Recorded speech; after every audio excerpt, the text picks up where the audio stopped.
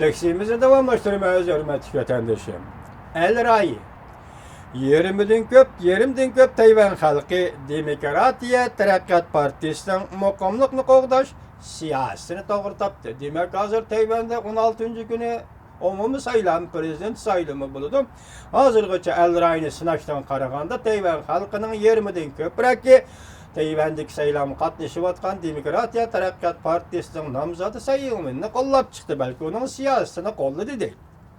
Bu haber 2015 yıl 12. ayının 30. gün Doyutu orbiti ilan kılındı.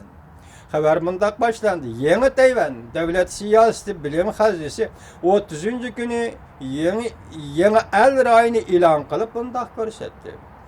56,3% Tayvan halkı Demokratiya Taraqqiyat Partisi saylam arkalık Tayvan'da hakimiyet beşi kelgenden keyin Tayvan ve Cungu oturusun muqimliqni tarakki qildırganlygyga işenidi. 56,3% Tayvan halkı. Növbette Tayvan'da bu eş Tayvan'da yeni bir rekord yarattı.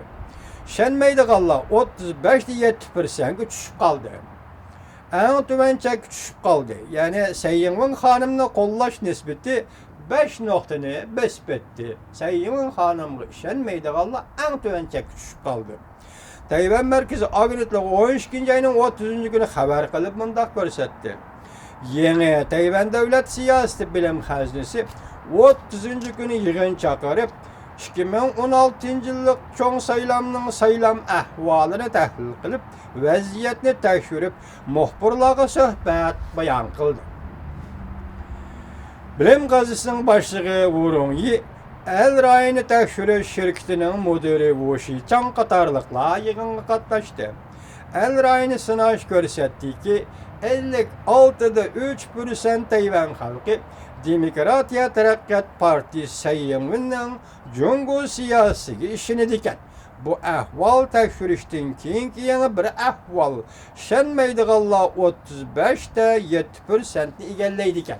Dünyada sayımının Cungu siyasi degen söz Cungu ile Tayvan'ın muqimliqini saqlaş yoki hazırki haleti saqlaş.